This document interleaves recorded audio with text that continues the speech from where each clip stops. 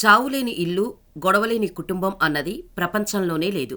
కానీ ఏపీలో మాత్రం ఇదో పెద్ద ఘోరమన్నట్టు కూటమి బడానేతల నుంచి చోటానేతల వరకు నానా రచ్చ చేస్తున్నారు. పోనీ రాజకీయ అనుభవం లేని వాళ్ళు మాట్లాడారు అంటే తెలిసి తెలియని వయసు అనుకోవచ్చు. కానీ అన్నీ తెలిసి 40 ఇయర్స్ ఇండస్ట్రీ, నేను విజనరీ అని చెప్పుకునే ఆంధ్రప్రదేశ్ ముఖ్యమంత్రి నారా చంద్రబాబు నాయుడి అనుభవం ఏమైందో అర్థం కావటం లేదు. అసలు రాష్ట్రంలో మరో ప్రాబ్లమే లేదు అన్నట్టు తెల్లవారు లేస్తే చాలు వైసీపీ అధినేత జగన్ అలా చేశాడు, ఇప్పుడు రాష్ట్రంలో జరుగుతున్న ప్రతి అనర్థానికి కారణం వైఎస్ జగనే కారణం అంటూ తిట్లదండకం మొదలు పెడుతున్నారు. రాజకీయ విమర్శ చేయడం ఇంతవరకు సమంజసమే. కానీ కుటుంబ గొడవల్లో ఎందుకు వేలుపెట్టి గెలుకుతున్నారో అంతుపట్టడం లేదు. ఎంతో హుందాగా వ్యవహరించాల్సిన వ్యక్తే అన్నా చెల్లెళ్ళు. అదేనండి, జగన్ షర్మిల ఆస్తుల విషయంలో వేలు కాదు అవసరమైతే బాడీ మొత్తాన్ని పెట్టేసి నానా రభస చేస్తున్నారు. చంద్రబాబు అండుకో.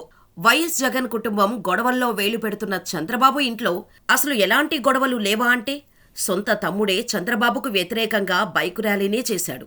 చంద్రబాబు తమ్ముడు అంటే ఎవరో కాదు, నారా రోహిత్ తండ్రి నారా రామ్మూర్తి నాయుడే. రీసెంట్గా అన్నీ తానే ఉండి దగ్గరుండి మరీ నారా రోహిత్ ఎంగేజ్మెంట్ చేశారు చంద్రబాబు సతీమణి నారా భువనేశ్వరి. కానీ సొంత కొడుకు ఎంగేజ్మెంట్కు నారా రామ్మూర్తి రాలేదు. దీని వెనుకున్న రహస్యమేంటో ఎవరికీ తెలియదు. చంద్రబాబు రాజకీయ ప్రస్థానం మొదలుపెట్టింది కాంగ్రెస్తోనే.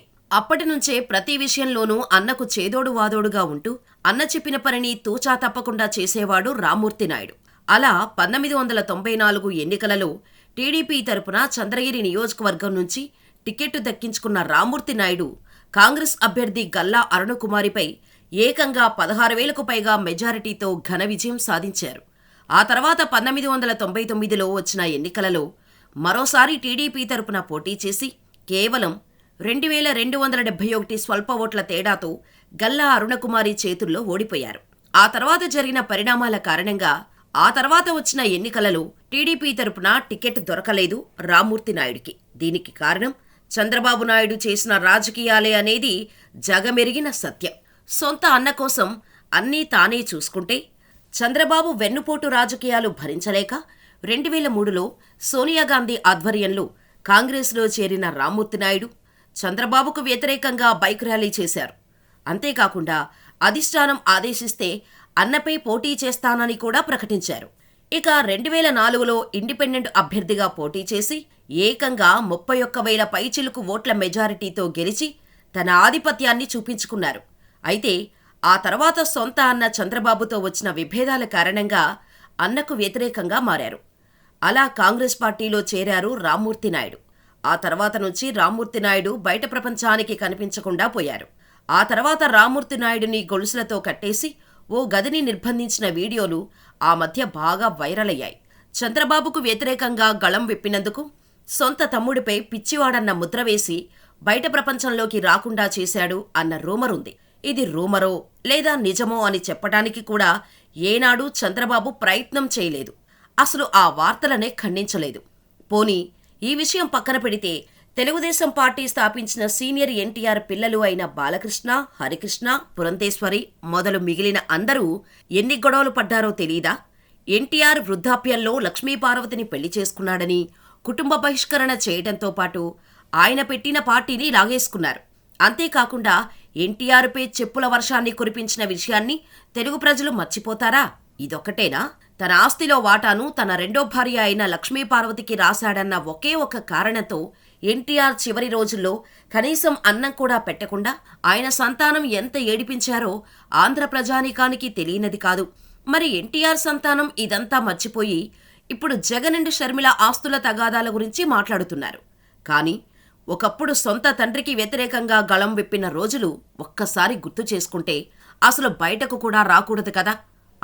ఏముంది, ఇదంతా పార్టీని కాపాడుకోవటానికే చేశామని కవర్ చేసుకున్నా మరి సొంత తండ్రి పెట్టిన పార్టీనే విమర్శిస్తూ బీజేపీలోకి చేరిన పురంధేశ్వరి సంగతి ఏంటో ఒక్కసారి అర్థమయ్యేటట్టు ప్రజలకు చెబుతారా?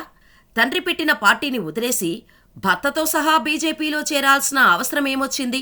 ఆనాడు సీట్ల కేటాయింపులో వచ్చిన తగాదాల గురించి వివరంగా చెబితే నందమూరి వారి కుటుంబంలో జరిగిన గొడవలు ఎలాంటివో రాష్ట్ర ప్రజలకు అర్థమవుతాయి కదా. ఇక జూనియర్ ఎన్టీఆర్ విషయంలో నందమూరి ఫ్యామిలీ చూపించిన వివక్ష గురించి అంత త్వరగా మర్చిపోతారా ఎవరైనా? ఇంకా నయం, సీనియర్ ఎన్టీఆర్ పోలికలు కొద్దో గొప్పో జూనియర్ ఎన్టీఆర్కు రావటం, ఆ పెద్దాయన వంటి చరిష్మా ఈయనకు రాబట్టి సరిపోయింది కానీ లేదంటేనా అధపాతాళానికి తొక్కేసేవారే కదా. జూనియర్ ఎన్టీఆర్కి స్టార్డమ్ వచ్చే వరకు అటు నారా ఇటు నందమూరి ఫ్యామిలీకి దూరంగానే ఉంచారు.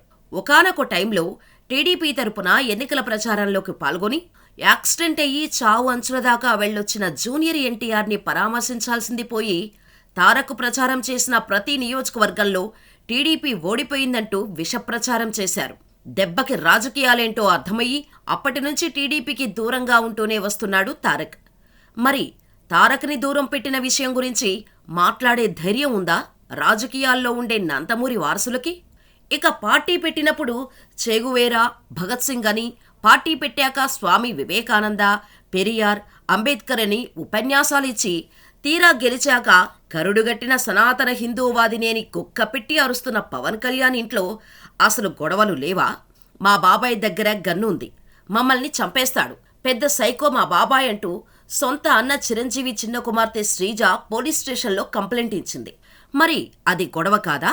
పోనీ శ్రీజ చిన్నపిల్ల, తెలిసి తెలియని వయసులో ప్రేమలో పడింది, ఇంటి పరువుని ఢిల్లీలో పెట్టేసింది అనుకుంటే, పవన్ అన్న చిరంజీవి ప్రజారాజ్యం పార్టీ పెట్టినప్పుడు ఇంట్లో జరిగిన పెద్ద రచ్చ గురించి మాట్లాడే ధైర్యం పవన్కి ఉందా?